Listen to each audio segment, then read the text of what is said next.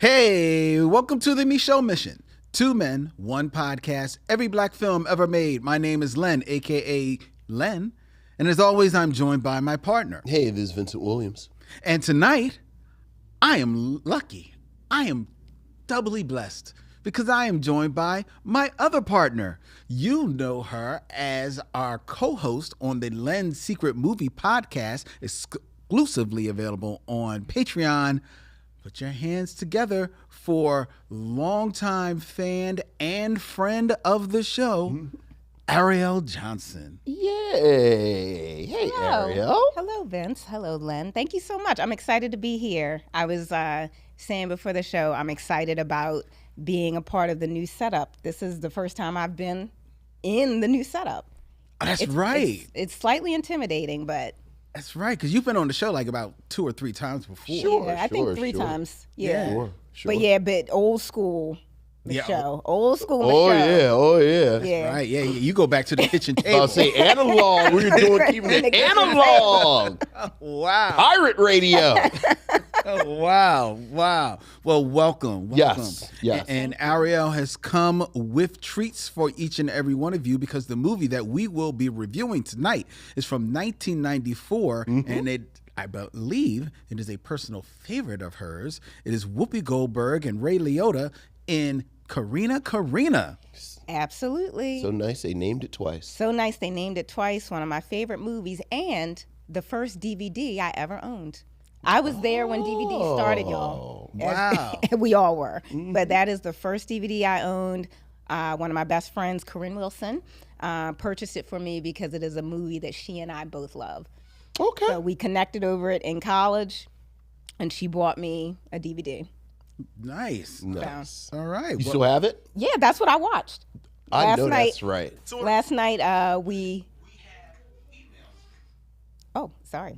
No problem. So we were racing, my partner and I, Jake said, if I can find it streaming first, we'll watch it streaming. So I was like digging. I was like, I'm going to find it. He beat me, but we still watched the DVD. Nice. Good man.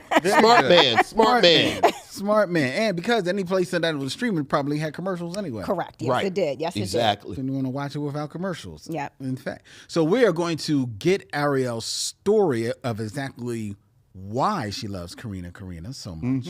I'm looking forward to that.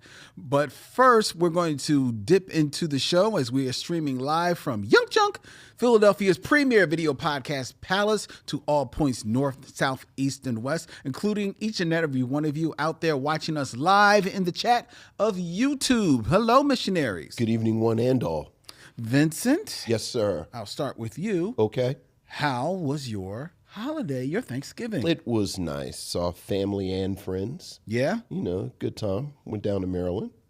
Oh, that's good. Yeah, good time. Good time. Maryland, that is something else that you share in common with Ariell. Yes. We are Baltimore folk. Yes, we are. Still 410 girl. Yeah, always. Always. How was your holiday?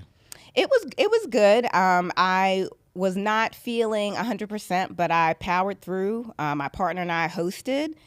We had a blending of the families, like the first real cross-family event, and everything went really well. Okay. Excellent. Yeah, so it was really good. It was fun.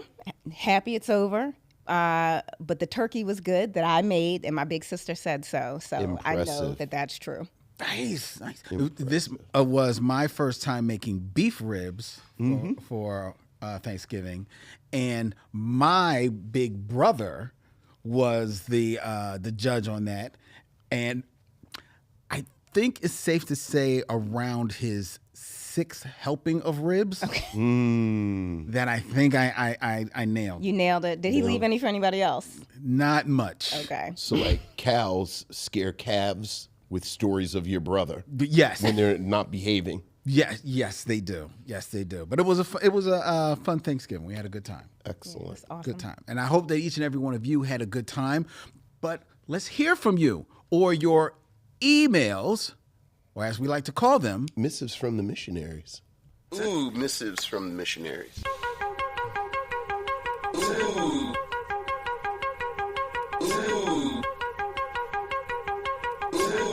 Missives from the missionaries.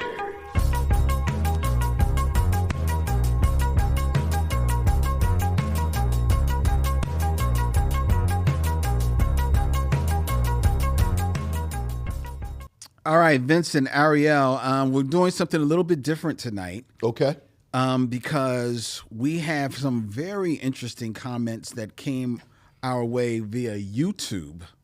Oh, see, why are we doing that? Well, because it's nice to engage with the listeners everywhere, every once in a while.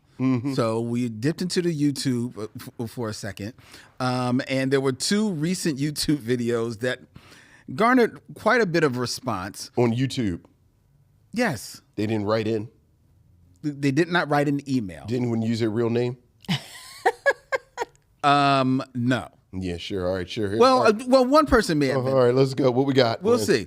What we got? Now, this is these comments are in response to our YouTube video that spoke about our review of Being Eddie Murphy, Netflix documentary, and specifically the point of the video short that we put out there was about Eddie Murphy's appearance on Johnny Carson. Okay. And how we called out Johnny Carson as maybe being a slightly racist in some of his how he interacted with Eddie Murphy in that cut.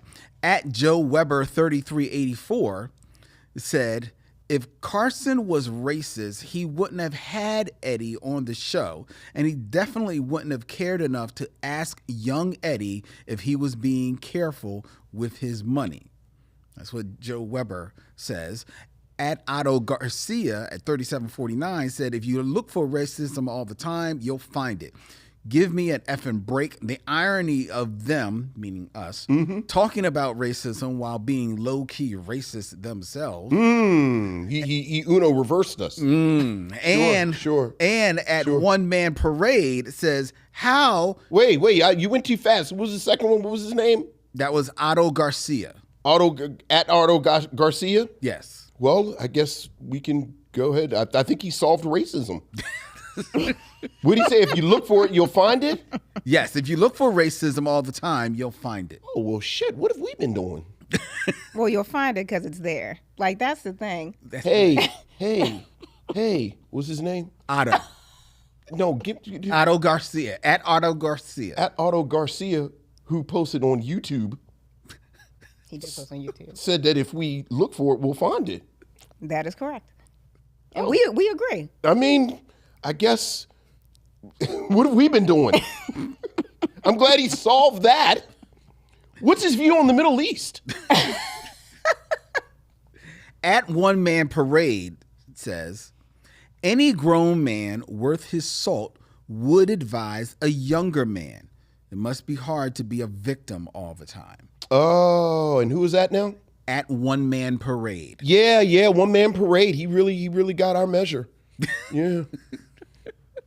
Anything else from this brain trust? No, that's it. Those are the comments on our Eddie Murphy on. Well, thank you, Lynn. I think we're all the better for having heard that. Okay. All right. We also got some interesting comments in regards to our conversation about the Jacksons. Are we still on YouTube? These are YouTube comments. Yeah, let's get to the letters. Come on, I don't want to do this anymore. Wait, well, I want to go to this one. Let me go to this one comment. I don't want to do this dumb shit. No, because this one revealed something that I didn't know, and I want to see if you knew about this. For Christ's sake. All right, go ahead. Okay, all right. Calm down. All right. Our comments that we made about the Jacksons was, we were kind of like begrudgingly like putting a ranking of the Jacksons, right? And we're talking about Jermaine Jackson versus Janet and everything like this. And at Michael A.J., I believe I'm saying that correctly, wrote, Jermaine Jackson's career died the day he released a diss record against Michael Jackson, and I am still salty that no one in his team told him no.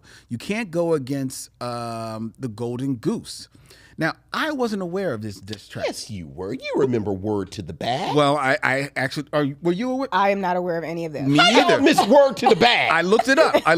Jermaine's diss track, Word to the Bag, was a 1991 song from his album You Said that criticizes Michael Jackson. Jermaine has stated, that the song was written to address his concern over Michael's alleged changes in skin color and plastic surgery and was intended to help him, quote, get a grip on reality after a period of unreturned phone calls. I knew nothing of this story. See? And I don't listen. Who listens to? See, this was a huge story. When? When it came out in 1991, when he released a song called Word to the Bad, which was a diss track towards Michael Jackson. I've never heard this song. Yeah. It's not a good song. I'm sure it's Jermaine Jackson. Oh.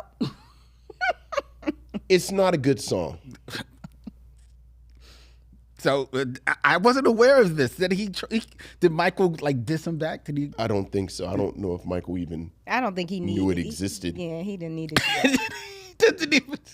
He didn't even like. His brother came at his neck and he was like, eh.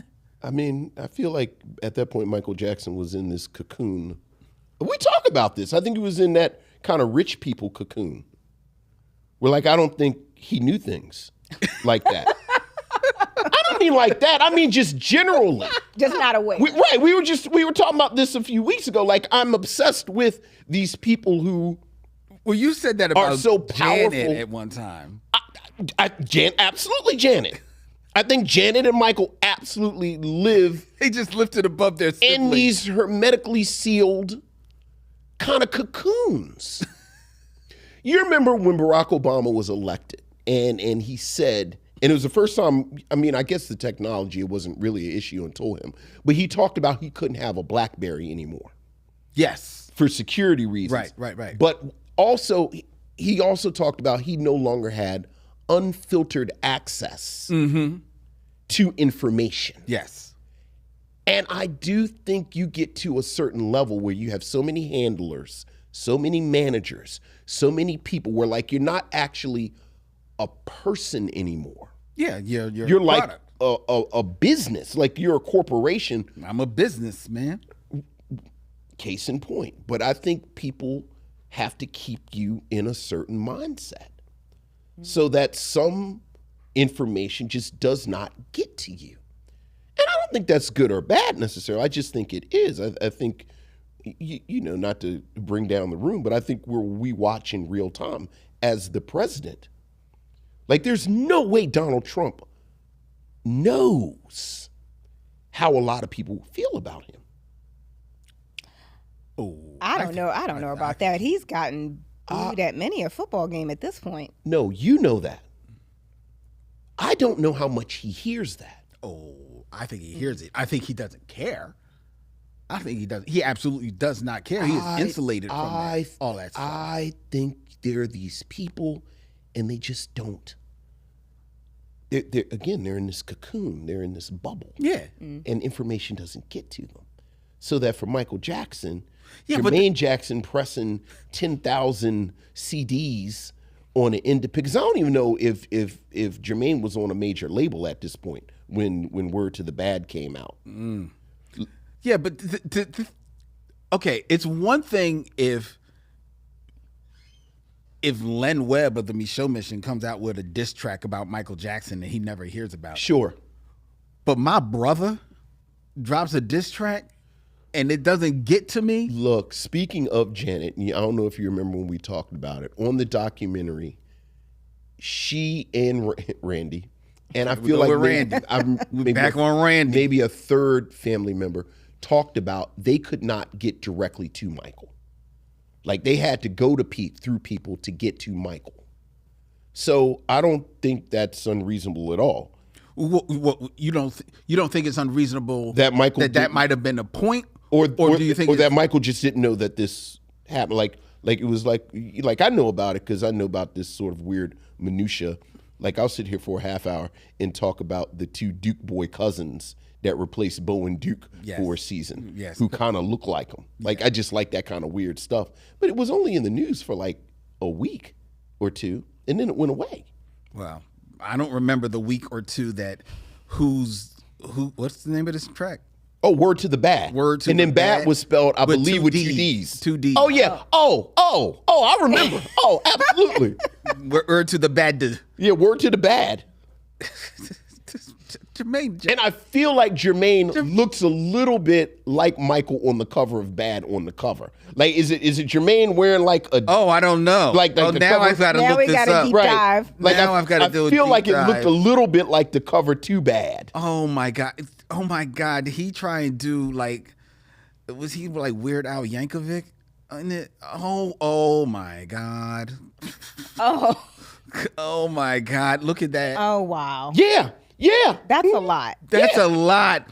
That is, first of all, it's W asterisk RD. Because the kids are listening to the hip hop. And the young Negro youth don't know how to spell. So they like that. This is so. Because it looks like it's spray painted. It does not look like It it's doesn't spray look painted. like it's spray- It does not. It looks like it's spray painted by somebody in the. It looks like they kindergarten. looked up a font that said a font that kind of looks like spray paint. Right, bro. Like the font is like urban. Yeah, It was like that's urban. what it is. It was a font that said urban. Yeah, exactly. Oh my god. Oh yeah. This is horrible. Yeah. Oh yeah. Word to the bad. This is, and you begrudgingly were going to put him over Janet Jackson. No, you were begrudgingly going to put Janet over him. I did. You still stand by that? Look, all jokes aside, I think the bulk of Jermaine's music is more in an R&B bracket. And the bulk of Janet Jackson's music It's pop. is pop. I don't like pop music. So, yeah. But you like Michael Jackson music? It is diminishing returns with Michael Jackson after Off the Wall. True. I've said that many times. True, but he's the king of pop. Yes, and great pop music is still at its heart pop music. And I've probably listened to random, like I've probably listened to, I'm not even going to disrespect her like that, like random, like random 90s quote unquote neo soul music, like Rasan Patterson. Like I've listened to Rasan Patterson 3 times more than I've listened to Thriller in the past 10 years. Okay, that makes sense. Because Thriller is at its heart a pop album, yes. and it is fantastic. It is pristine, it is wonderful, and a lot of it does not move me at all. And now you'll put that in the little clip in Habba da Jabba da Ja.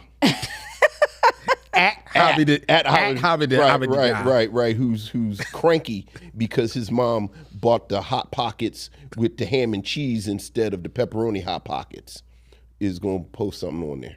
First of all, it won't be at Habba-da-dabba-da-ja, but before we get home, it'll be Toya hitting us up in the text message. Right. Coming at your neck. Right, but you know what? It's going to be Toya's in her government, and she going to stand on what she says. That's She's true. going to stand on business. That is true. I got to give it up to Toya. She stands on business. All right. Here is one email for you. Oh, an email. Someone who actually typed something out and sent it in. Yes, our good friend Michael Lockett hit us up. Hey, Michael. Len, Vince, fellow missionaries, we are officially in it now, the end of year times.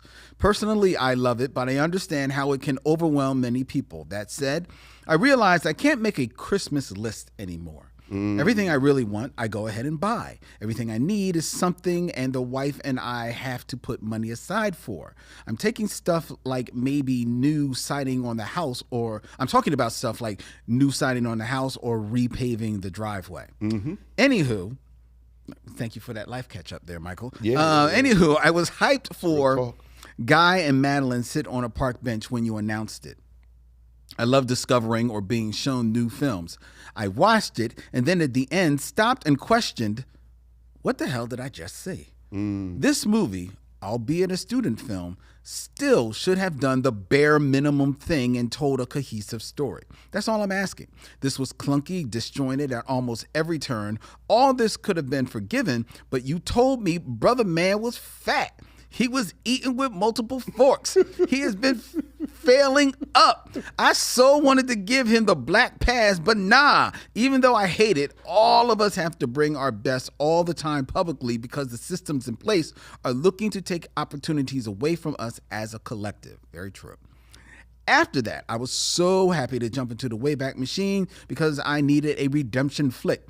Instead, I got oily ass Melvin and Mario Van Peebles in Posse.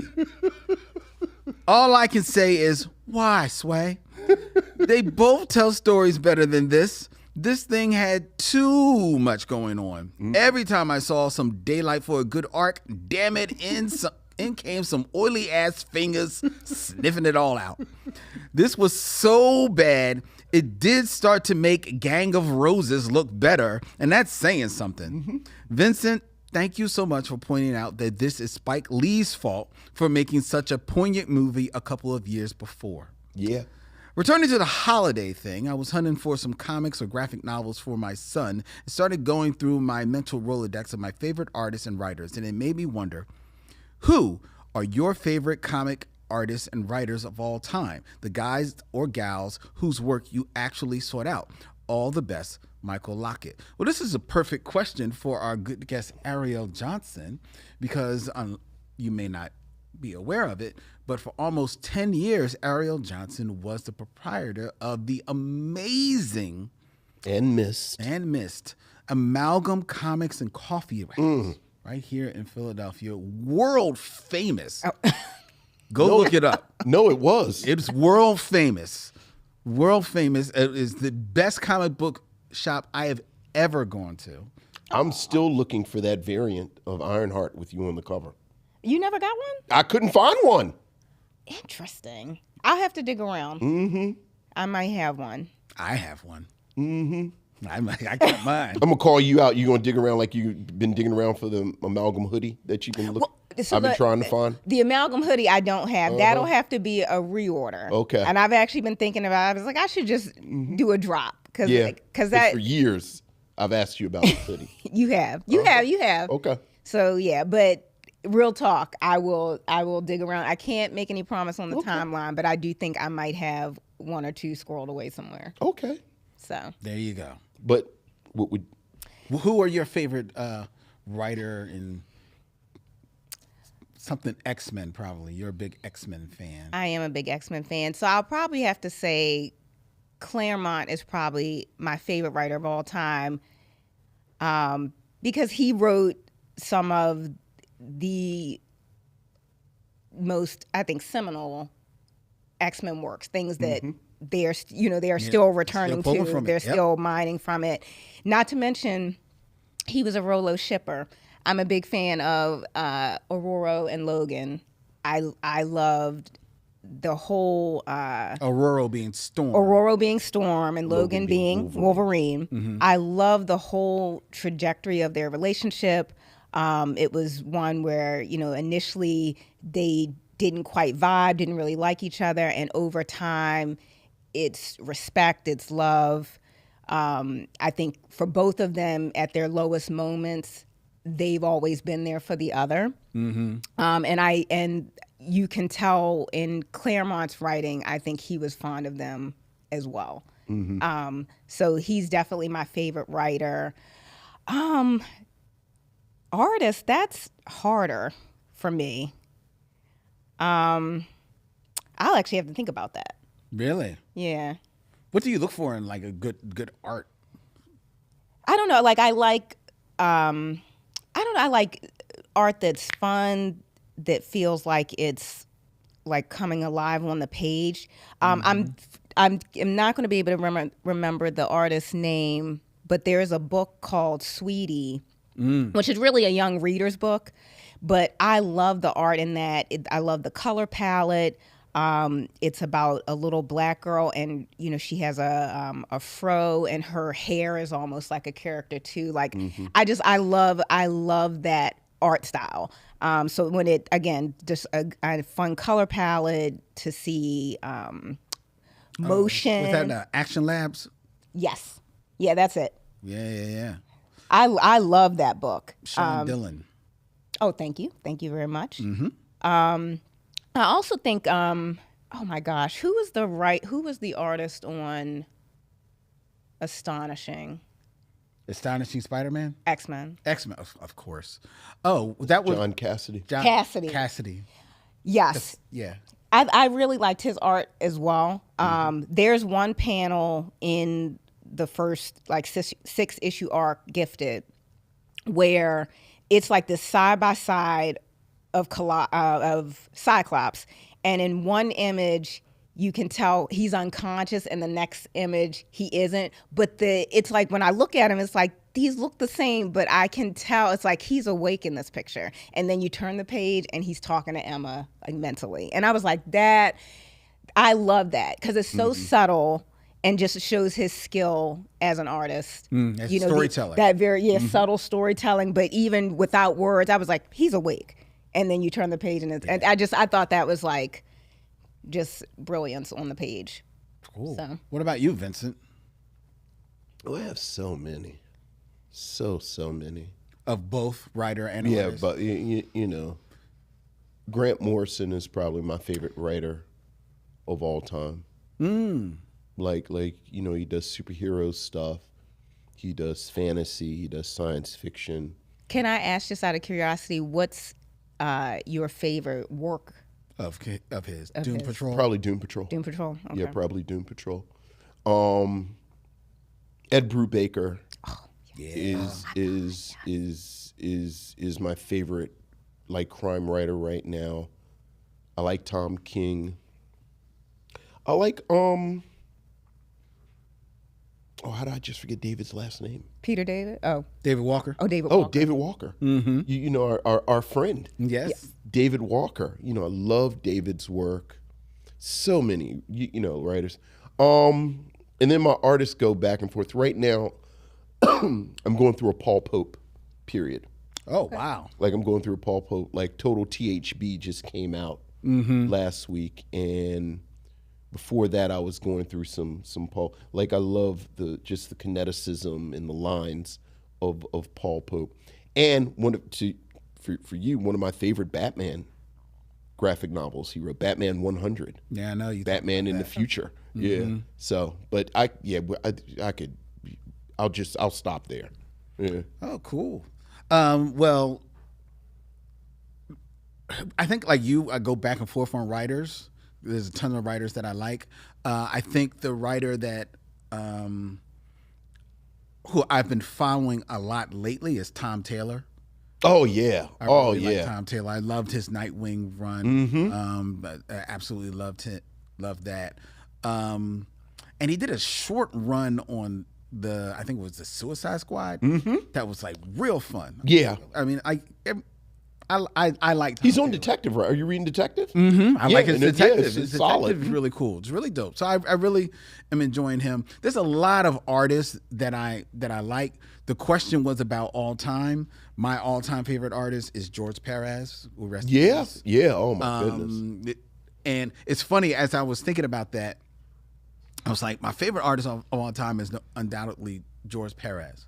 But then I was like, all right, well, who's my favorite Batman artist of all time? I'm a Batman guy. Sure. But that's Marshall Rogers. But he's rest in peace. And then I said, oh, well, who's after Marshall Rogers? Well, then it would be Tim Sale. He's rest in peace too. I'm like, wow. I'm like, Jesus. So I think if I had to say my favorite artist right now working would be Chris Samney. Okay. And I can't wait for the collection of his Batman and Robin Year One. Okay. Because that is going to be dope. All right. Mark Waid is doing good work too. He is. I mean, you know. But I mean, he's Mark Waid is Pop-Tarts and mashed potatoes and like it's like so disrespectful Mark when you Waid say that. is real comfort food. I know what you're saying. Like I love Mark Waid, but you know. Sound disrespectful. I also think Mark Waid, you know, for Michael Lockett, who I'm inferring is sort of coming at this kind of not cold, but like looking for something that anyone could read. I think Mark Waid is pretty inside baseball-y.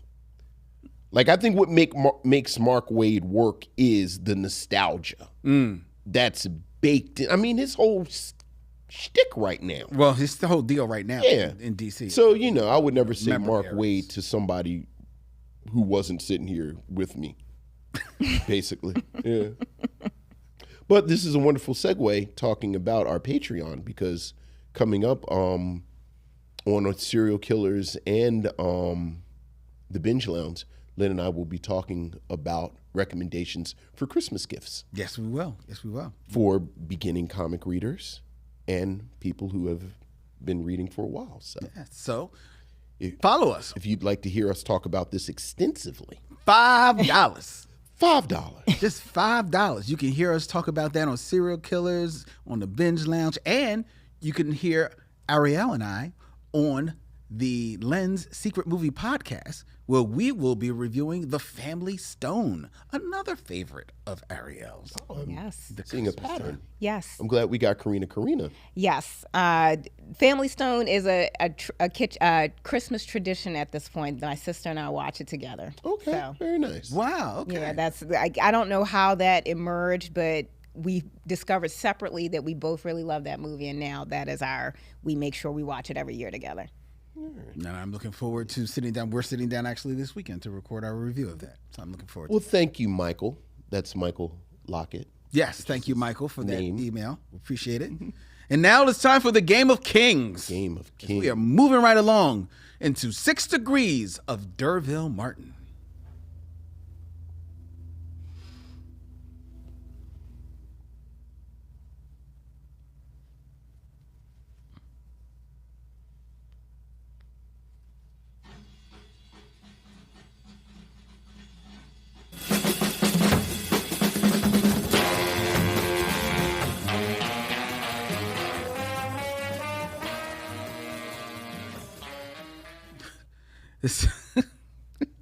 I'm sorry.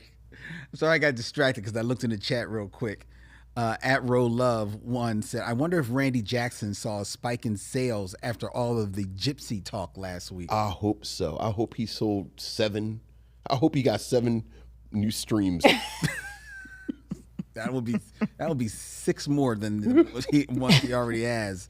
Are you aware of Randy Jackson and the Gypsies? I'm not aware. Oh. I have been pleasantly off of social media for a bit, so I feel like I'm in the dark on a lot of pop culture stuff in this moment. I feel like I'm the only real Jackson family fan sitting up here. I ain't trying to put y'all out here. Like, I let y'all slide with that. I didn't know nothing about Word to the Bad. But now you don't know about Randy and the Gypsies. See, I love the Jacksons. Y'all like the Jacksons. I love the Jacksons' Christmas album. Mm-hmm. That is a core memory. Mm-hmm. What you know about 3 Tita? I don't know nothing about that. See? See? You don't know nothing about 3T. Tito's sons had a group. Uh-huh. Yeah. Oh, wait, did one of them have locks? Am I thinking? Yeah, he had like the little Okay, I remember them. Mm-hmm. Oh, yeah. I mean, that was a blip, but Yeah, it was. Yeah. Trust, you're fine. It is part of the Jackson family tapestry. It's the tassels. 6 Degrees of D'Urville Martin, where I give Vincent 2 actors and he has 6 films or less to connect them to D'Urville Martin. Mm-hmm. A man who's like this on the Jackson tree. Oh, yeah. Yeah. It's actually D'Urville Martin Jackson. He has a lifeline today. We have our good friend Ariell Johnson here to help Vincent. All right. On 6 Degrees of D'Urville. I'm wondering, like, because you listen to the show, do you ever play 6 Degrees alongside Vincent? I mean, Vince is the master, but perhaps I can help, like, fill the void in his white lady knowledge. Sure. Vincent You stumble there often. Yeah, we opened for Randy and Jack. We ran into some trouble when we were in South Carolina. But I doubt Vince will need to use a lifeline. Sure. But I'm here. I'll do my best. We're doing it live. We're doing it live, Ariell. Doing it live. There are no edits. All right. Keeping it in theme, we are Okay. going to be reviewing CORRINA from 1994. Okay. All right. So we're going to start off, Vincent, with one of the stars from CORRINA, who you can't use CORRINA. Okay. Can't use CORRINA. Right. It's Whoopi Goldberg. So, no. So Ray Liotta. No. Okay. So this is another star. Okay. So in 6 films or less, connect D'Urville Martin to 2. Larry Miller. Actor, comedian Larry Miller. No. I know exactly who he is. I know because he's fantastic. Oh, he is. He's always fantastic. He's fantastic. I mean, I'm saying I won't say always because unlike the Jacksons, I don't know that much about him. I really only know him in this movie and 2 other movies. So let me see. Oh, you never saw him stand up? I have not. Oh, he's great. I found out. I found out this That's how it exact started. second he's a stand-up. That's how Much it like you all just found out about Word to the Bad. So let me see if I can get to him interesting because it's a quick way, but then it's see if I can be interesting. Yeah, I probably know one of the movies. No, I know both of the movies. I mean, it's just a sequel to the one movie. So. Yeah. Then. Yeah, right. All I know about him is In the Clumps and in the night. Oh, then the other movies. Yeah. But all right. So Derville Martin is in. How do I want to do this? Because I'm going to try to avoid Eddie Murphy. Oh, you can do it. If you, I know I can. But just, if you were thinking of the movie I'm thinking of. Okay. Shh.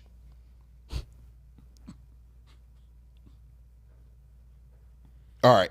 Derville Martin is in Guess Who's Coming to Dinner with Sidney Poitier. Mm-hmm.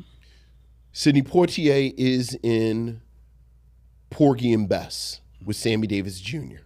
Mm-hmm. Sammy Davis Jr. is in Tap with Savion Glover.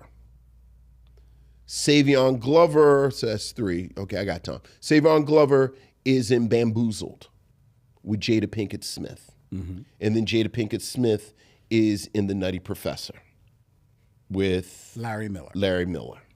Very good. Very good. Where he plays kind of the similar role, but he's fantastic. What's the other movie I would have known him from? Best in Show.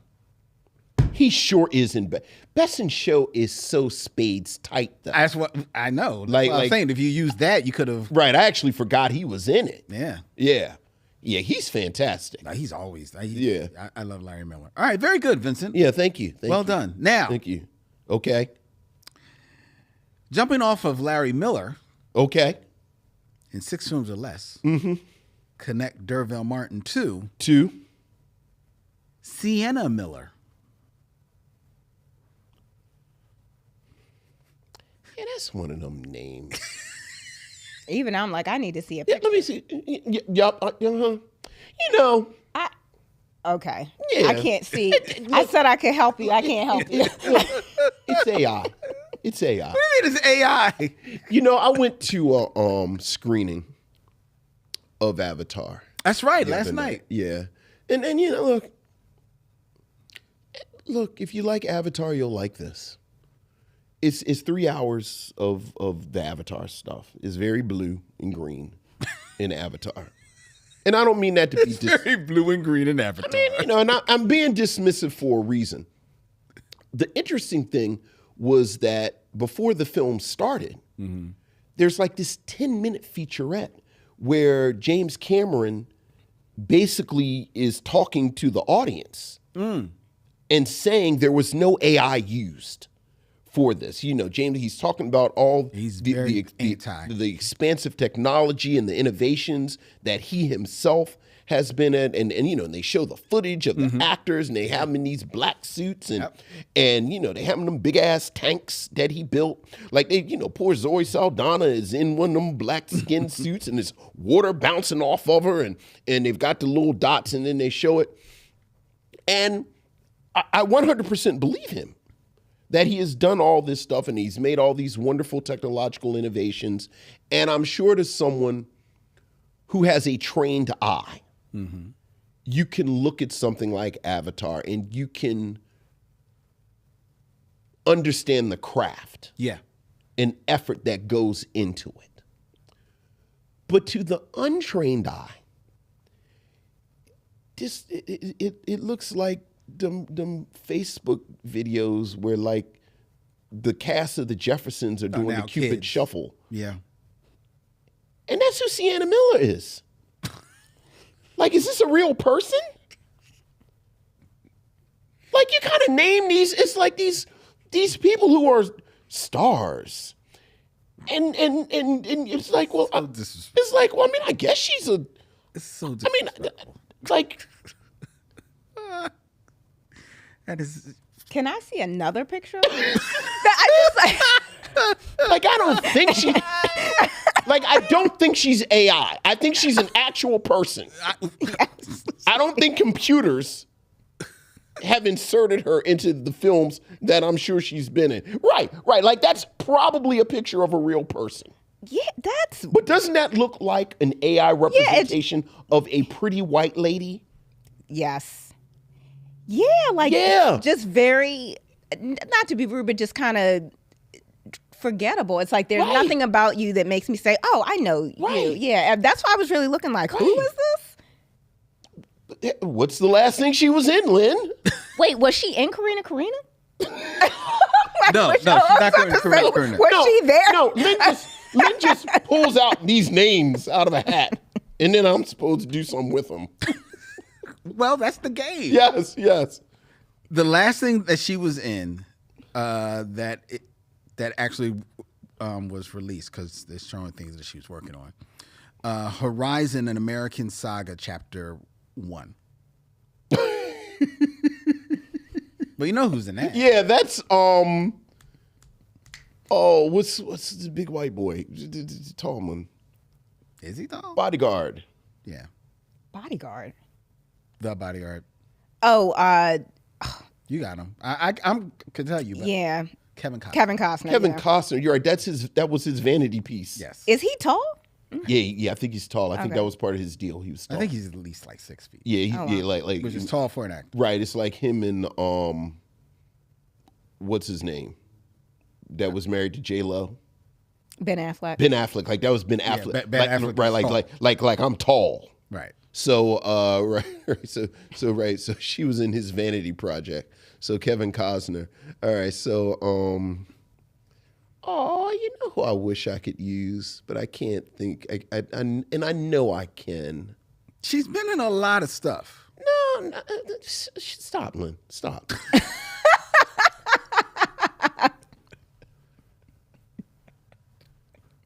I wish there was an interesting way to. Now, I know there is. I know I can get from D'Urville Martin to Bill Cobbs. I'd love to talk about Bill Cobbs. Is he in American? Is he in Horizon? No, but he's in The Bodyguard with Kevin Costner. Oh, that's right. So I'm just trying to connect. We saw Bill Cobbs in something, and we were like, this is dumb, but it's great that Bill Cobbs is there. All right. So,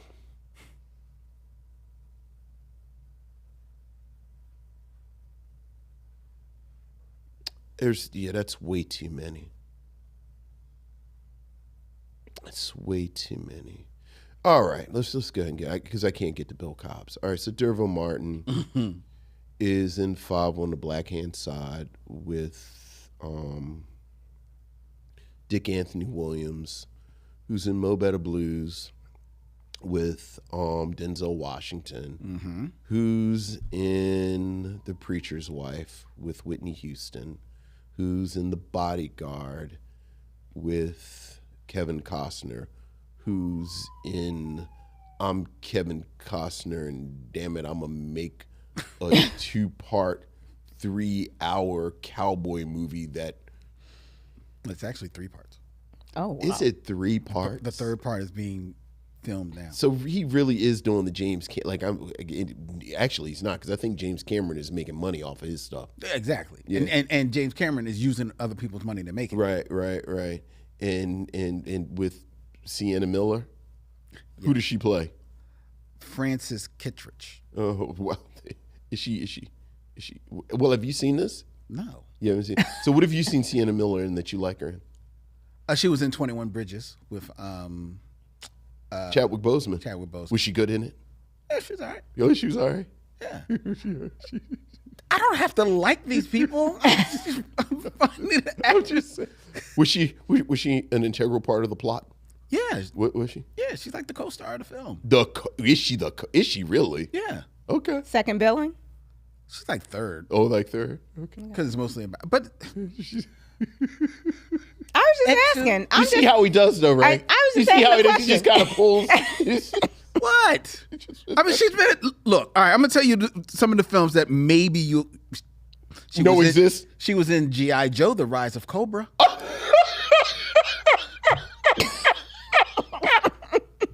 Okay. Well, I guess.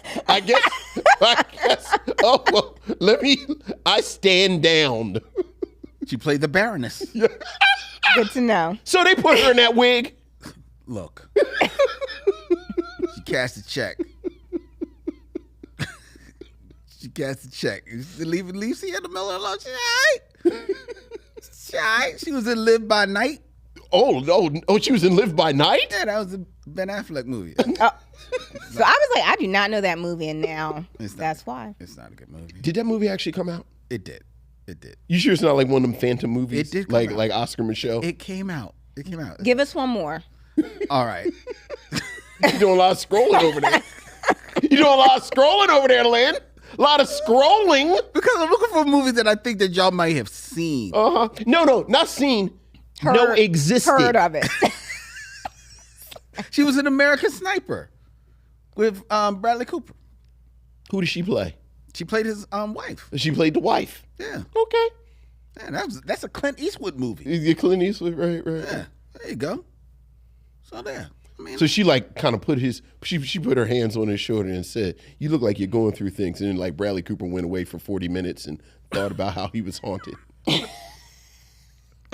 And then like Bradley Cooper comes and sits at the dinner table and like the kids say something to him, but he does because he's still in, and he says something real sharp to the one of the kids, and she stands like in the background in the kitchen and she's drawing dishes. so that's 6 Degrees of Dirty. Like they're laying in bed together, and Bradley Cooper has his back towards her, and the camera is on Cooper because he's acting. And she says, "Honey, do you want to talk about it?"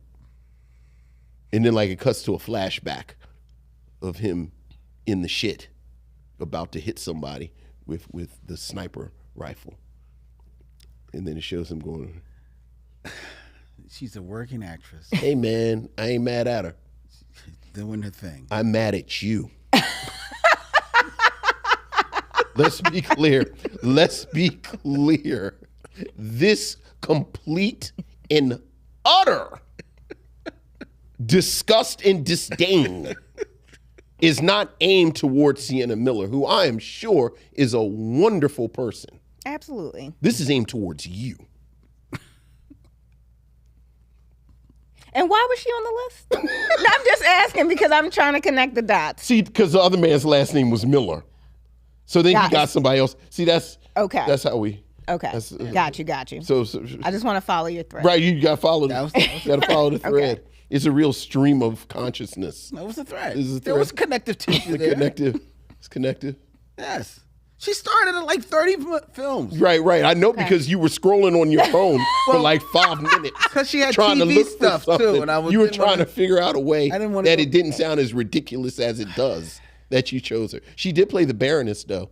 in the G.I. Joe, The Rise of Cobra. Yeah, they put in that rig and the glasses. Probably look good. Well, I don't know. you didn't see it? I didn't see it. You didn't see it? I don't think a lot of people You see the Rise of Cobra, was that like the sequel? Yeah. Was The Rock in that one? I saw one. I don't even know which one it was. I was like, I don't know what I'm watching, but it's on. The Rock may have been in that one. Nope. The Rock wasn't in there as a big racially ambiguous guy. The Rock. Ooh, this one. Ooh, I'm looking at the cast. Well, Joseph Gordon-Levitt was in it. Oh, we like him. Really? Yeah. What's he doing in there? What did he Slumping, play? apparently. He played like Skip Knott. Wait a minute. Channing Tatum is in there. He plays Duke. Okay. And Is he? I think he's in more than one. Is he? Channing yes. Tatum. Okay. Yes. And Marlon Wayans. Marlon Wayans is in there. He plays Ripcord. He plays the black guy. Joseph Gordon-Levitt. You mentioned him. He plays a character who would become in the movie the Cobra Commander. So it's like Cobra Commander Year 1. Yeah. It's because it's the rise of Cobra. The rise of Cobra. It's right there in the title. Yes. Sienna Miller has nothing to do with... Well, she's the Baroness. Well, she's the Baroness. So that's 16. Turbo Martin.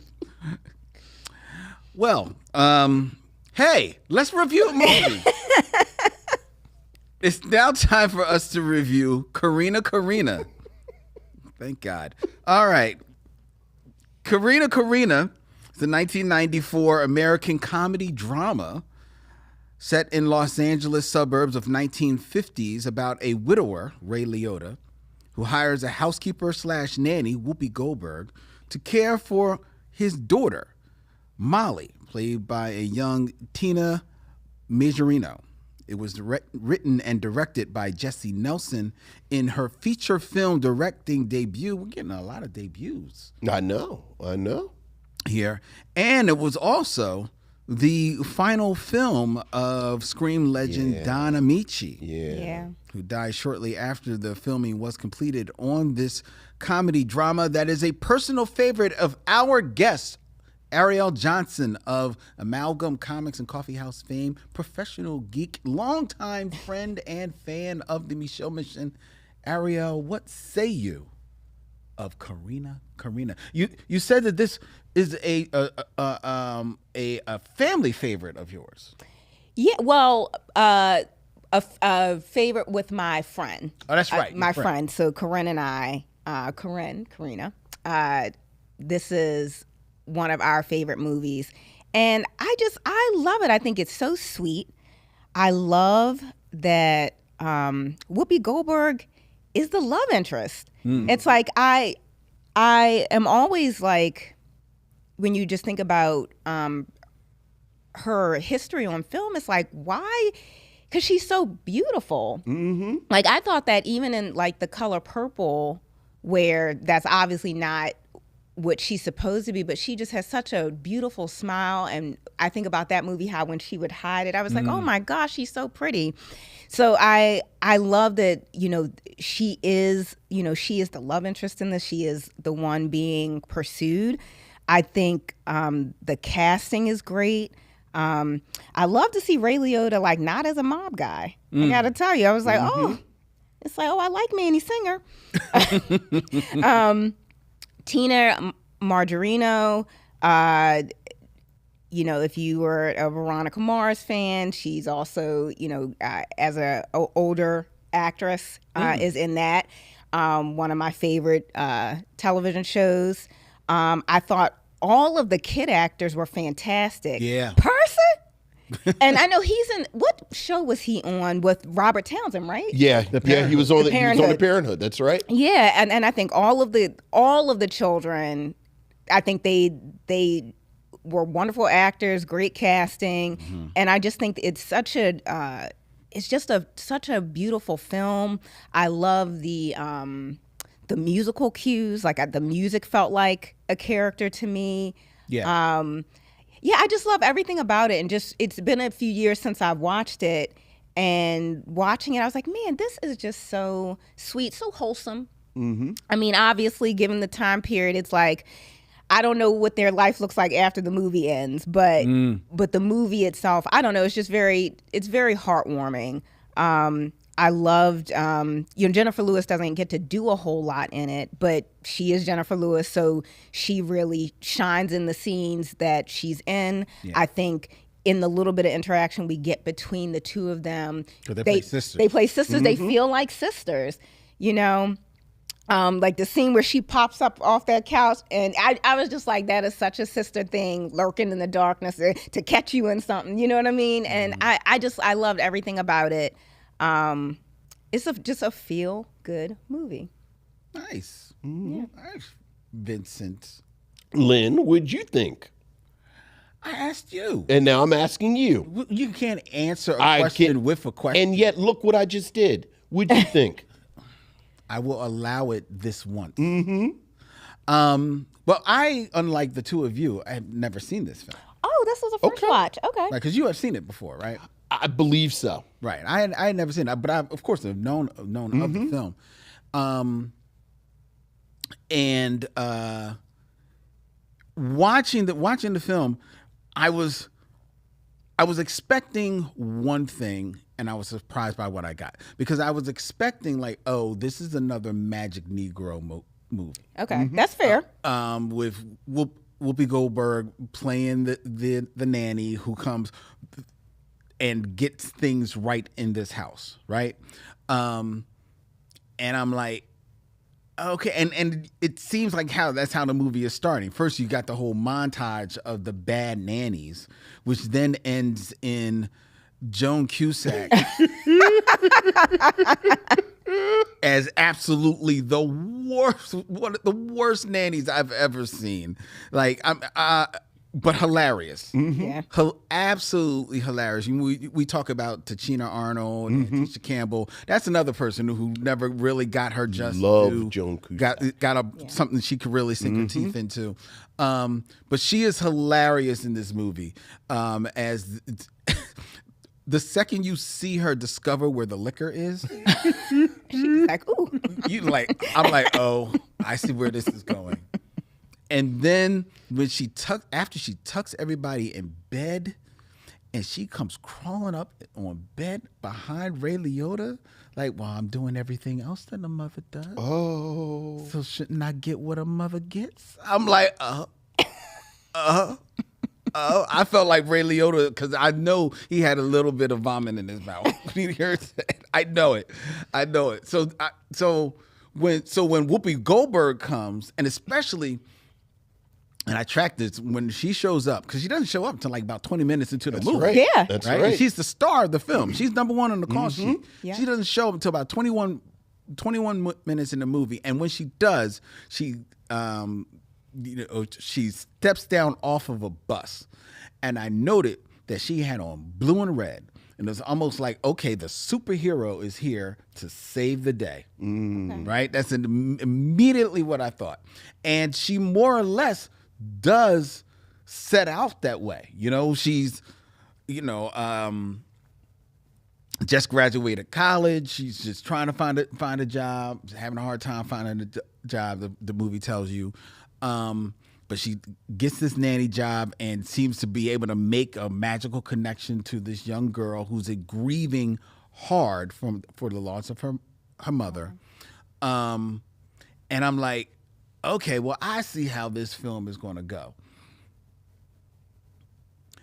But then you're right. It does take a turn in that you see the spark of a romance between the two of them, and it's natural. It's not forced. It's not even in any type of slapstick way that they forced to all of a sudden be arm in arm. They just naturally come together. They first connect over cigarettes, then they connect over jazz music, then they connect, of course, over Molly. And then there's just a connection over wanting to being creative, right? And trying to find a spark of creativity, and find also with her trying to find a place to show her creativity.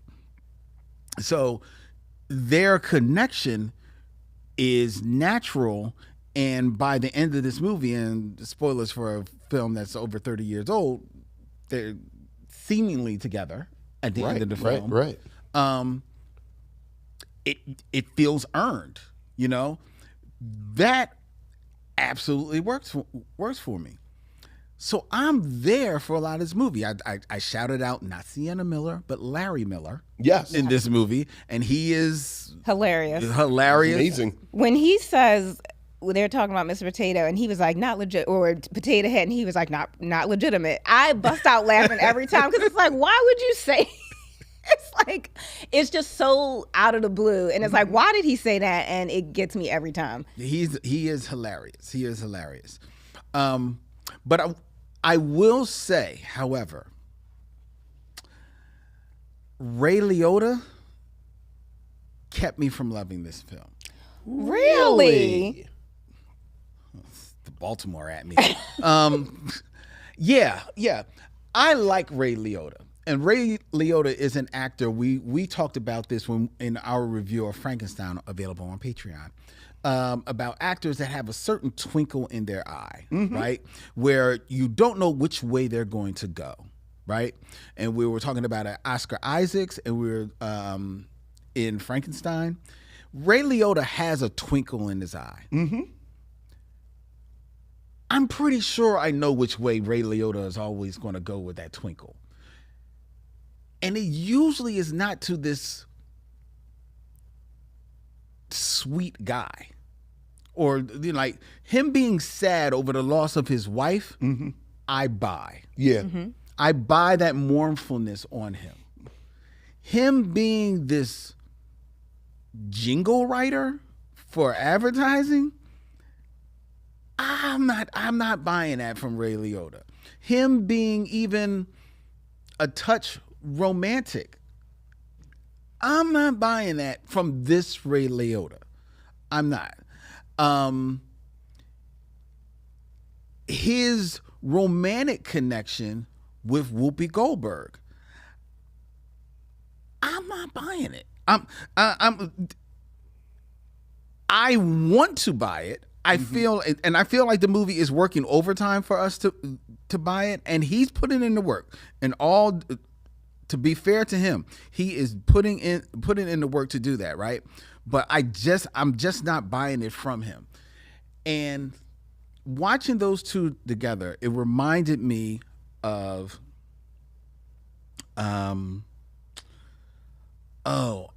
Ellis and John Bernthal in what's the movie about class? Origins? Cass. Cass. Yes. Okay. And how John Bernthal, who you usually see as like some heavy in a lot of films, but he is just this sweet romantic husband in that movie, and he sells it. It's a whole nother side of him. It is, and yeah, and he sells it. This Ray Liotta doesn't sell it for me. He doesn't. Maybe if this is pre Goodfellas Ray Liotta, I buy it. But in this, I just can't see it, and it stopped me from connecting with the film a bit. So while I love the scenes of Whoopi Goldberg with Molly. I think those were absolutely great scenes. Tina Majorino, and a young Tina Majorino, I don't know her as an adult because I didn't watch Veronica Mars, but in this, she's spot on. yeah.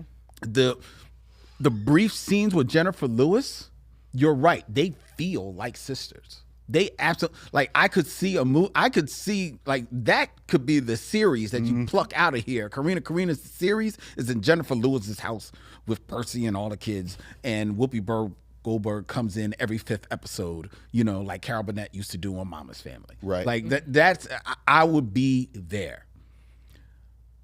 Ray Liotta, I don't know. Well, let me ask: is it because of his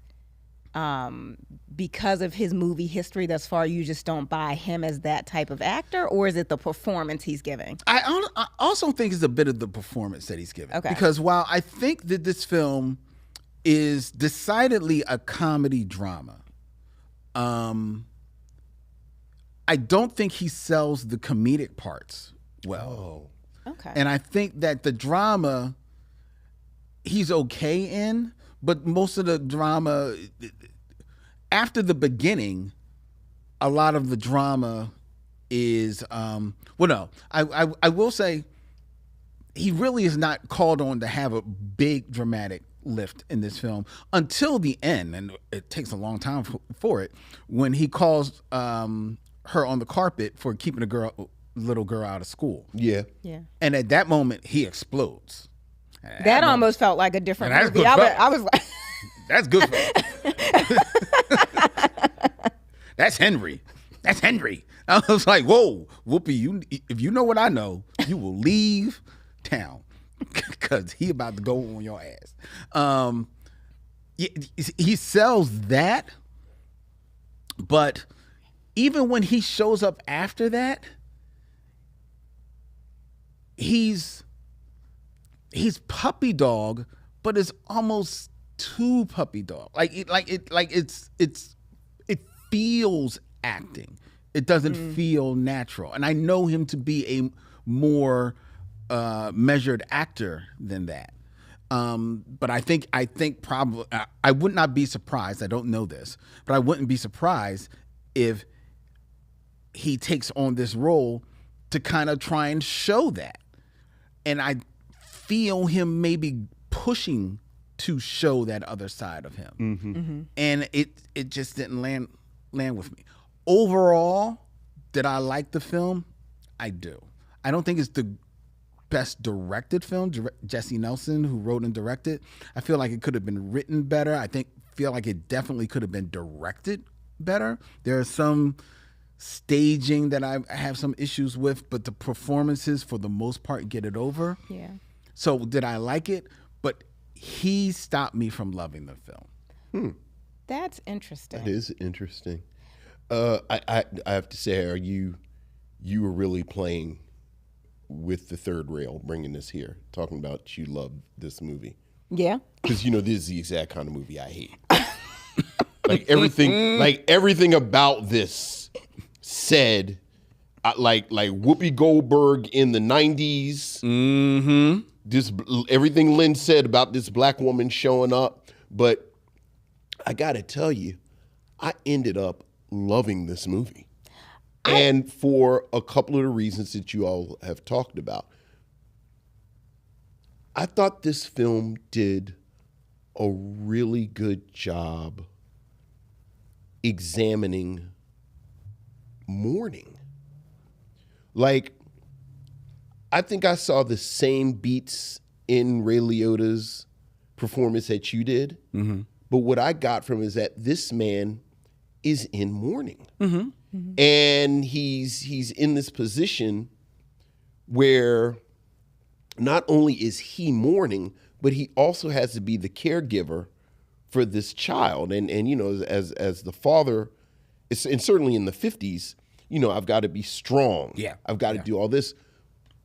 But he's dealing with his own sadness. And as you said, when it exploded in this moment, when finds out that, I got to say, very appropriately he exploded. Absolutely. That CORRINA is keeping this girl out of school, that felt like a very natural escalation to me.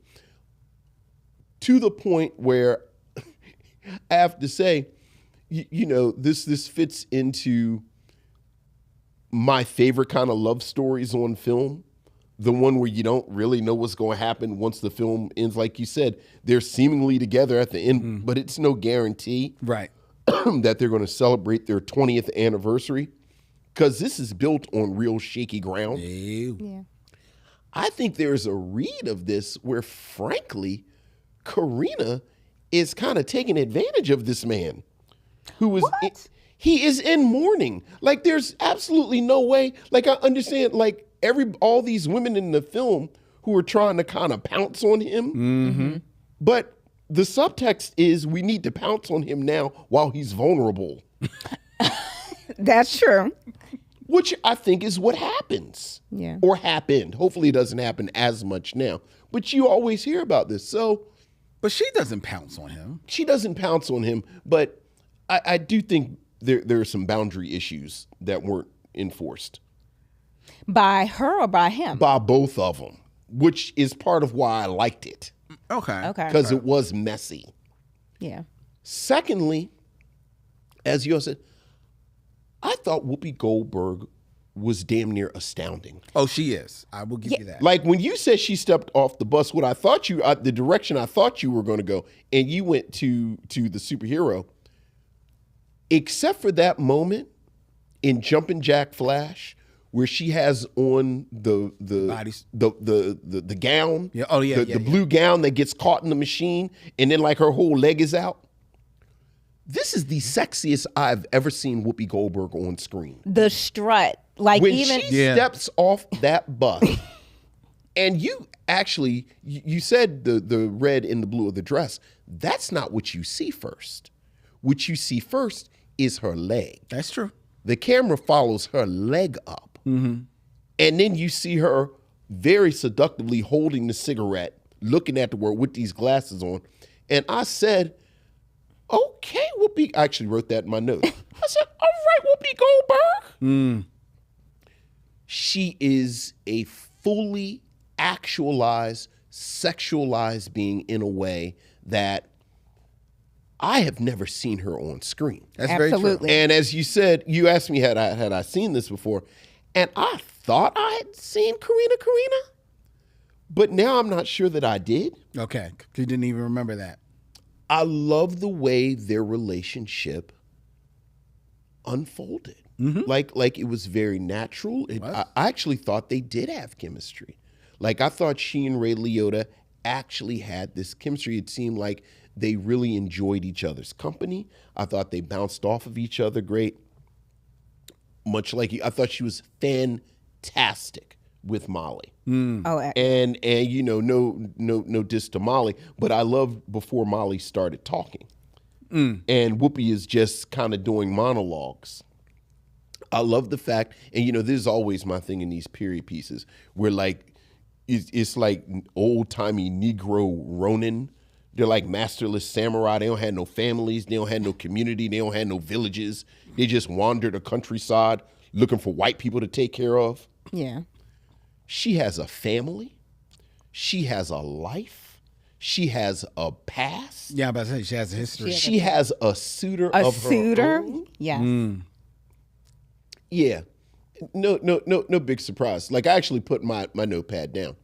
Jennifer Lewis and Whoopi Goldberg on screen together.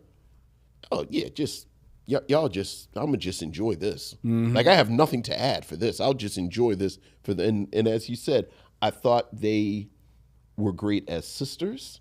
I thought they were great as comedic actors bouncing off of each other. I 100% disagree with you. I think Ray Liotta is hilarious in this movie.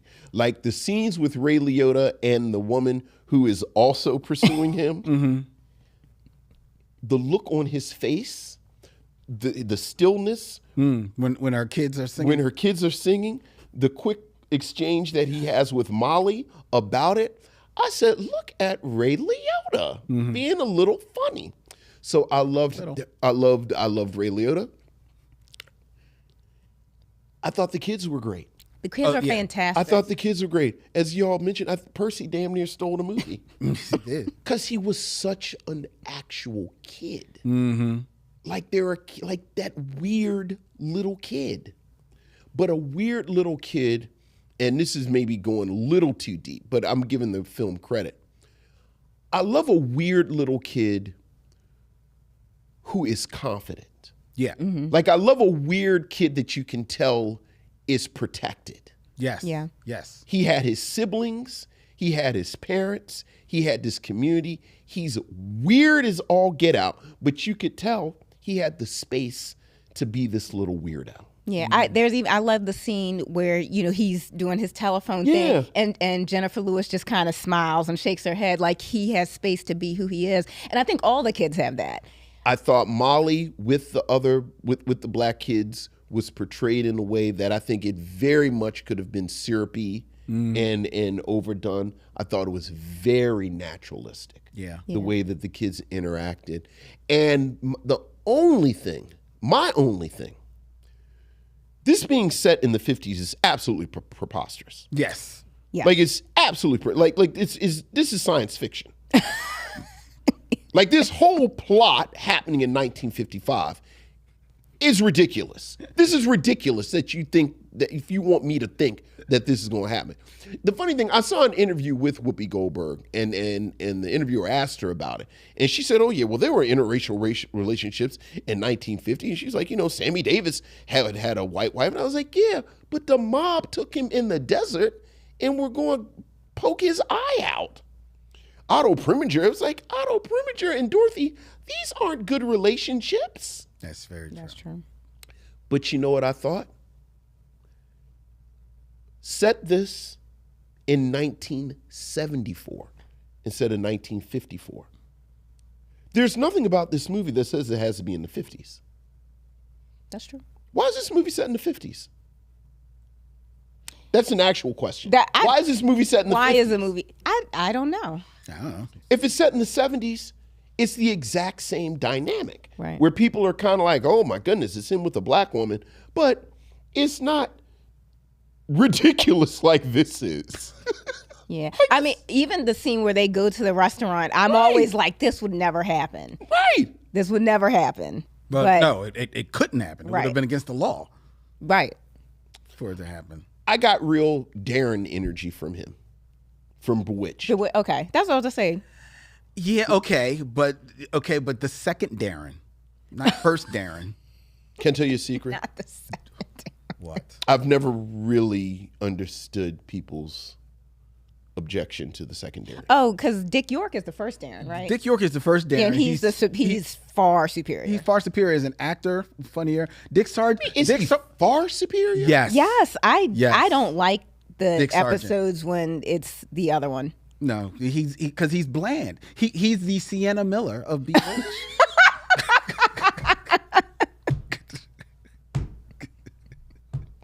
I'm not saying she's AI. I'm just saying She's Dick if I Sargent. found out that she was. James Cameron sat there for 15 minutes, and I felt so bad for him because you could tell this was hurting his heart that people were thinking this was AI. And then it was 3 hours of AI. AI-ish. It was not AI. It's not AI. Not AI. Because they had Zoe Saldana in that big tank. You know he built them big tanks. No, I've seen it. And I've seen the interviews with him. Like, I know. I said, ooh. He is proud of that. He put the actors. Put them in that big ass tank. So I guess this is for the sequel. Because Yeah. the water one. Right. It's all water. It's water. It's water. I didn't see the second one, but I know there's water. But yeah, I really, really enjoyed this. Like a lot. This is my favorite. No, I still like her better in The Color Purple. About to say this is your favorite. But this is my second favorite Whoopi Goldberg performance. Really? I really, really enjoyed her in this. I'm super excited about that, especially Yeah. since you said the third rail. That made me flash to Beach Street. No, It's like no, not it the should have made third you flash to The Help and Driving Miss Daisy because I was ready. Well, and so for the same, because I do not share Lynn's affinity for Driving Miss Daisy. So like Lynn, on the Lynn and my father. oh, your father. You're too? in good company. But My so- father loved Driving Miss Daisy. But so I do get it, and I think I don't think I set out to watch this movie. I think it was on, and you're like, oh, and next thing you know, you're watching, and it's like, I love this movie. But I think for those reasons, because she has an existence beyond these white people. Yes. Like I always have a hard time with movies like that. It's like, so you mean to tell me this black person don't have no other black people? That's weird. That's not realistic. Again, we're Ronin. We Just wander the streets. So Masterless samurai looking for white people to take care of. Exactly. So just like you said, her having this whole, she has a whole community. She has a suitor who's pursuing her, and I like the little details when they're talking about what's the song? You float around in my brain like bubbles from a glass of champagne. Mm-hmm. Talking about the versions that they like, Billy versus Louis Armstrong. And her suitor actually likes the one she likes. Yeah. And Ray Liotta likes Louis Armstrong. But it was just, I was like, this is so sweet. And I will say Billie Holiday's version is better. It is absolutely better. Yeah.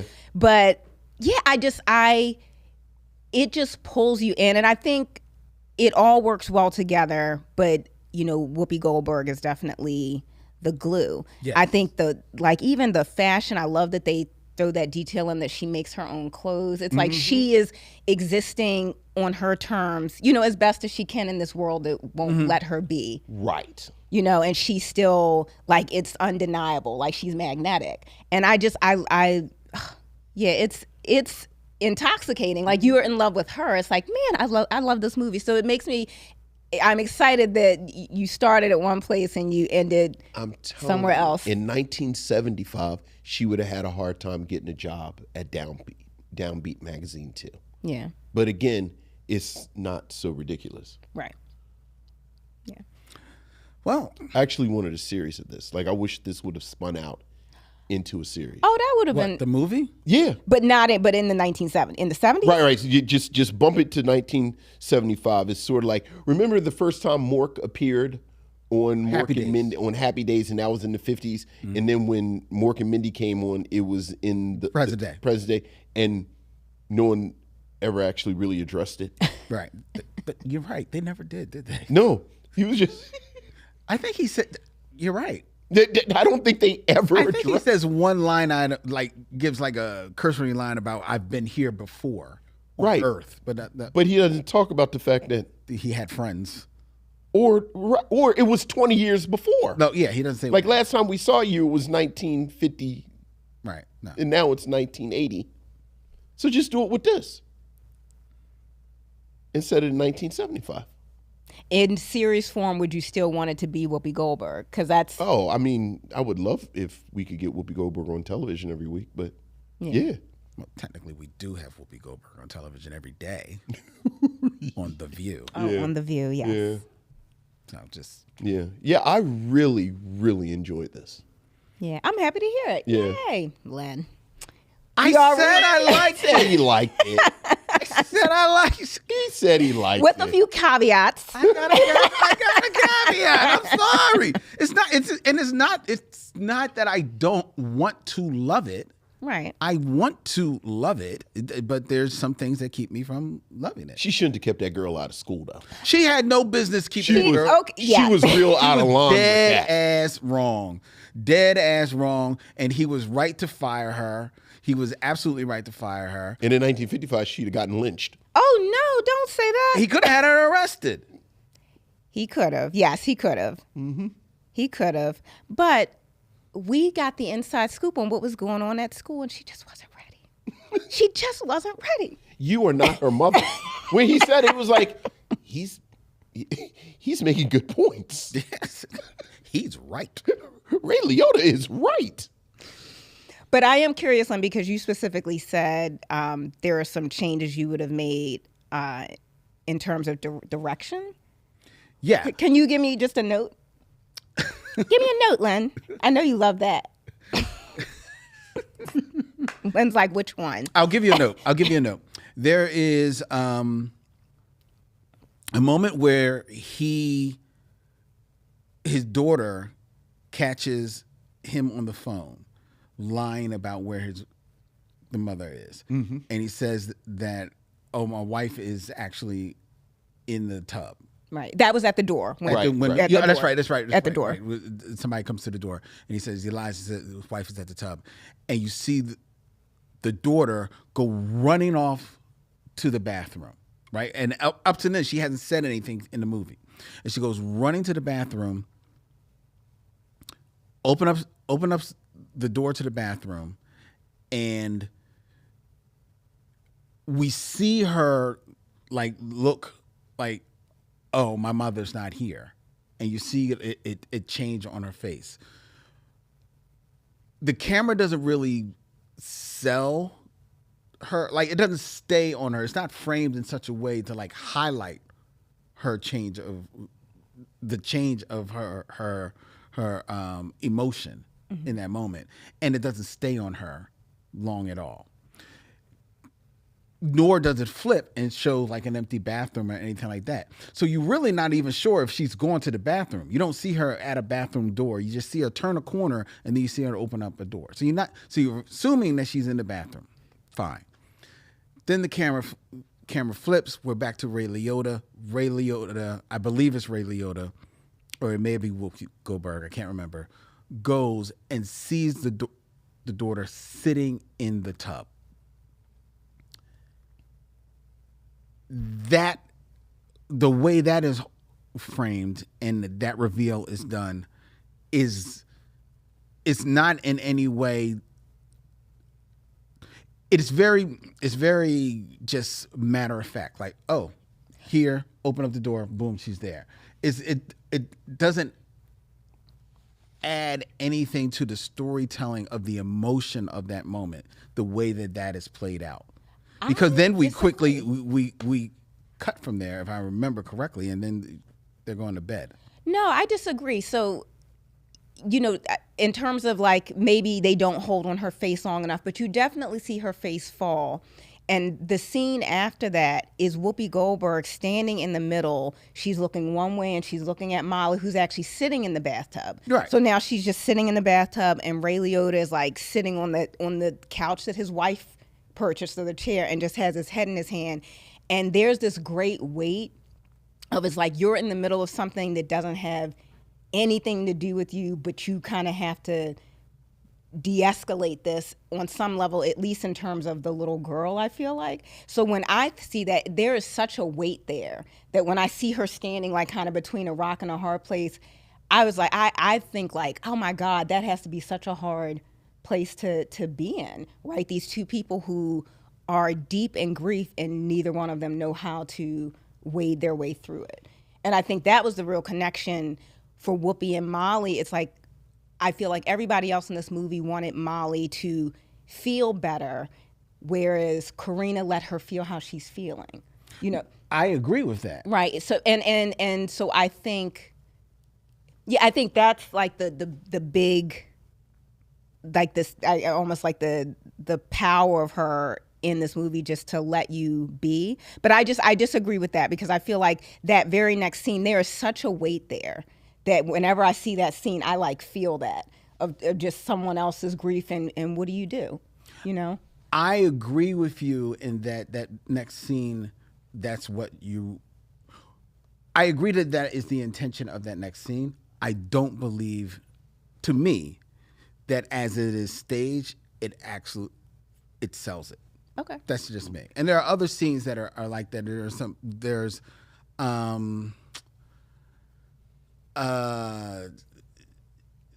was I'm struggling to come up with another scene, but there were other scenes where I questioned some of the editing, but it was something like that. It just didn't sell it for you.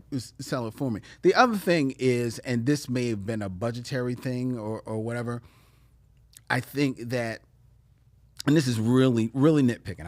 I'll be honest, this is nitpicking, but I think that to Vincent's point about this being set in the 50s, outside of some of the wardrobe, I don't think it, and like the car, I don't think you really get the sense of it in the 50s. Like the placement of the time is not really 100% sold to me, and that is direction to a degree, because the director is the head of everything, but that's also set dressing and stuff like that. That's also choice of film stock and how you're choosing to shoot this scene, shoot the house, and everything like that. It has, it's funny you mentioned Bewitched, it has a bit of a sitcom type of absolutely vibe to it, which I think also kind of takes away from the intensity or intention of some of the more dramatic moments.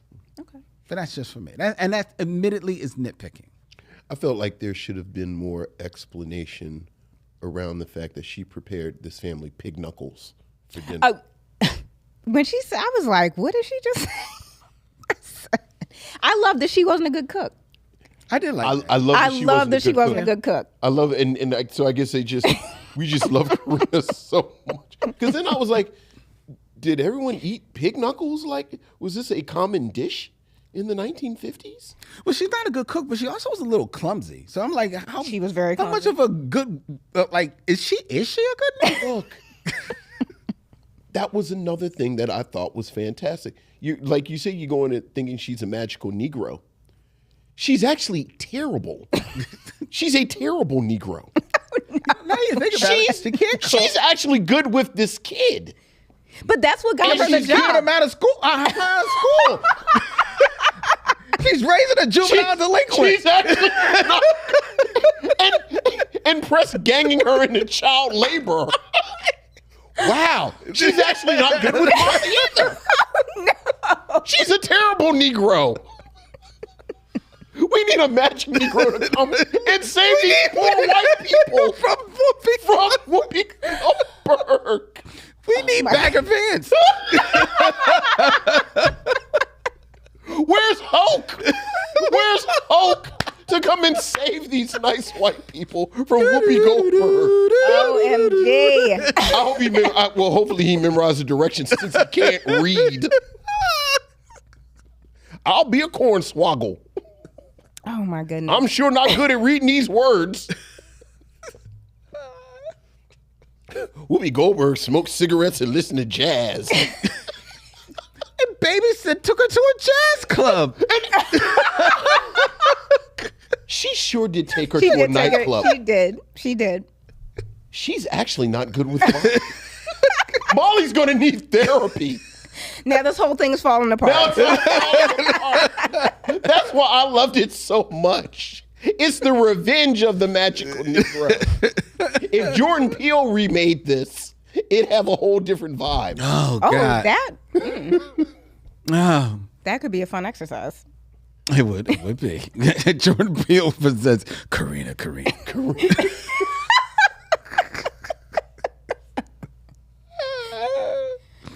Oh my goodness. Having said that, though. Yes. Would I recommend? Yes, would you recommend people see this? I would absolutely recommend it. I think, it is heartwarming. I think the soundtrack is fire. yeah. Like I found myself like, I gotta add that to my playlist. Yeah. Mm-hmm. Yeah, I gotta look at that version of Over the Rainbow. Oh, isn't that beautiful? Yeah. Yes. Oh my gosh. Yeah. When I hear that song, that's actually the version that I hear. Mm-hmm. Makes you wonder why your parents didn't take you to a nightclub when you were 7.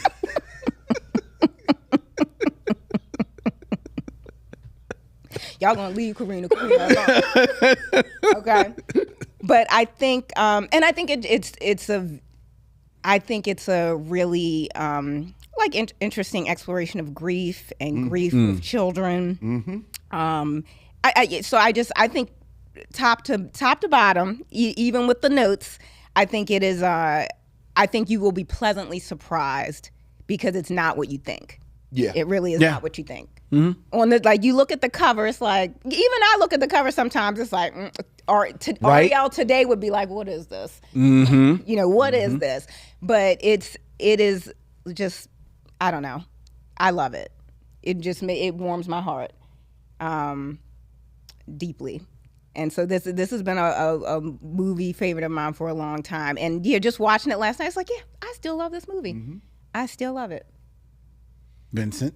I would absolutely recommend it. I was pleasantly surprised. I was actually gobsmacked by how surprised I was. I love the cast. I love the exploration of grief. Like I really do. Like I really thought this really kind of captured how it's not it's not hysterics all the time. Yeah. It just sort of sits there. Yeah, and it's quiet. Yeah. And you just sort of go through it. And again, I really thought Ray Liotta captured this space that this father is in really well. I enjoyed Ray Liotta's performance. Whoopi Goldberg, again, I thought was amazing. Like it's an ongoing conversation on this show, how we talk about what should have been with Whoopi Goldberg. Mm-hmm. And I have to say, this is a film that has now joined, The Color Purple. I'll say both of the sister acts, even though I think the first sister act is stronger. Really? I do. When we talk about Whoopi Goldberg as an actress, as opposed to Whoopi Goldberg of sort of the white imagination. I got you. You know? Mm-hmm. I absolutely love this character. Like, I thought she was amazing. I thought the supporting cast was fantastic. Much like you, I wanted Joan Cusack to somehow come back around. I know. Like I want her to move next door or something, because for the 5 minutes she was in, she was fantastic. I like the actress who played the woman who was the other woman. Yeah. Jenny. Jenny, I liked her. Stephen Williams, always nice to see him. Yeah, so yeah, I would very much recommend this. Well, I would recommend Corrina as well. I would. I wanted to like Ray Liotta more, but I liked him enough. Okay. And I liked everything about it. And actually, while I get your point about moving this to the 1975 and it's basically the same film, and yeah, is it a little bit of science fiction as it is in the 1950s? Sure. But there's a part of how, and I will say this about all of them, how unbothered they were by the little drips and drabs of the 50s trying to encroach in their world, that I kind of liked. That it was there, it's like, that ain't really how it was. It would have been a whole lot tougher. But it was there, and they didn't let it stop them from doing what they were doing. Is that magical? Sure. But I enjoyed it for what this film was presenting. And you're right. Whoopi Goldberg is outstanding in this film. She is at once breathtaking, sexy, funny, smart, and heartwarming in this film, all in one. It may be one of her better performances. You're right. It's up there with Color Purple. It's up there with Sister Act. And her connection with everyone in this film, because I wanted to like Ray Liotta better, but I like him as much as I do because of her, what she's doing with him, I like him as much as I do because of what he's doing with Tina Majorino, So it landed where I did not expect it to land. I love that at the end of the movie, you don't see her with Molly. Only if you're looking through the credits do you see her with Molly. The end of the film is her with Ray Liotta. Yeah. And it ended at her house. I was about to say, he came to her. Came to her. Yeah. So, First went got her chair. I liked when he comes out, he said, he's back. I love that. I cracked up like, he's back. They go running in the house. Mom, he back. He back. I cracked up at that scene too. So yeah, I recommend this, and I can see this becoming a favorite that people return to, a yearly favorite, something that you return to, introduce people to. This is a movie that should be introduced to. It should be introduced to kids. Like, kids should be watching this film. I love the whole distillation of the black and white relationship between those two little girls during the choir scene. Yeah. It was one scene. It went there and it was out of there. We dealt with it. The kids dealt with it in real time. Yeah. Real time. I absolutely love that. And you didn't need to touch on it for the rest because they were best friends. I love that. So we're 3 for 3 for Corrina. Right. Excellent. Well done. Yeah, well done. I'm super excited. And I'm super excited because I didn't know that you'd never seen it and you had maybe seen it, but it wasn't, you couldn't speak on it. Right. Apparently I stared at the picture of the cover for 2 hours and was angry. Yeah, I mean, that's fair. And then I said, now I've seen Corrina. That's fair. Yeah, but it is totally not what the cover would have you think. Right. Not at all. Yeah. Not at all. Well, thank you, Ariell. Yes, thank you, Ariell. Thank you, Men of the Micheaux Mission. This has been so much fun. Thank you so much. Oh, this was so much fun. And hey, if you want more of Ariell Johnson, $5. $5. And you can hear on Patreon on the Lens Secret Movie Podcast with Ariell. That's the full title. That's the full title. And it's a little more uncut on there. Oh. Yeah. Yeah. Cause The Secret Podcast After Dark. Yeah. Because on Sunday mornings, Ariell be cutting up. She be cutting up. I didn't know that the man from Nantucket had done all those things. She be cutting up, man. Lord Jesus. She ain't had no coffee. She like, I might still have my scarf on. You mean might. You ready? Nice. For $5 on Patreon.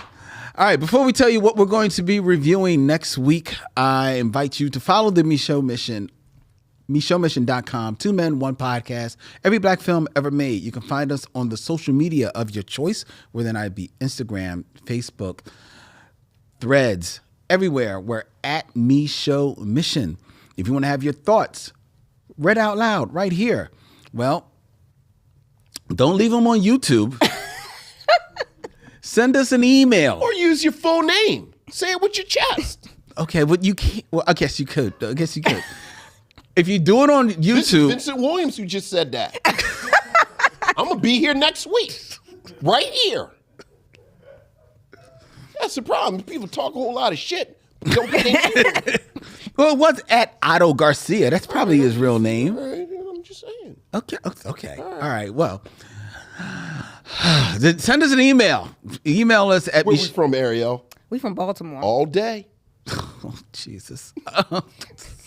When I was in college, people like to say, "Oh, you from Baltimore? I saw The Wire." It's like, okay. Ariell, when I first moved here, I went to a barber shop in my neighborhood, and we were talking, and I said, some. Yeah, because, I'm from Baltimore.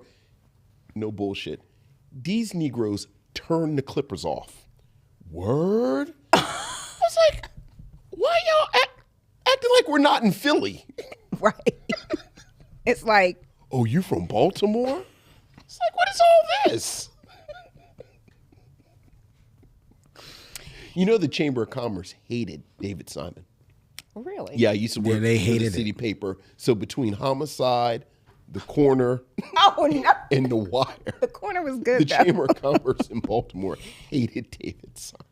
Oh, that is so funny. But Homicide, The Corner, and The Wire. They were all good shows. All great excellent- shows. All excellent shows. Not really advertisements. Come visit Scene at Baltimore. Get the copper stolen out of your pipes. Well, you can write me an email at MicheauxMission@gmail.com, MicheauxMission@gmail.com. I will answer your email. Well, I will read it here, and And Vince will pop off. we'll see what happens. We'll see what happens. You can also find us on wherever you find podcasts, Apple, Spotify, or YouTube. Just search for the Micheaux Mission, subscribe, follow, hit the bell so you'll be notified when our audio show goes up, when new video shows go up on our YouTube channel.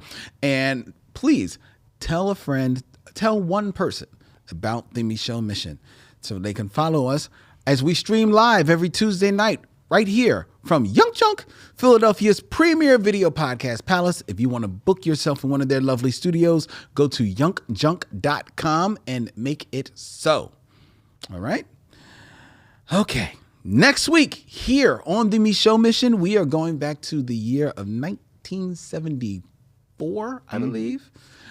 And we are going to be another debut, but it's not a directorial debut. It is an acting debut, feature film acting debut for one Lawrence Fishburne. Yes, sir. In a classic film. Yes, sir. Another film that I have heard nothing but great things about, but I have never seen. Wow. I think I knew what you were I talking can about. see how that can happen. I've never seen I can this see film, how that slips through the cracks. even though one of my best friends gave me a nickname straight from this film.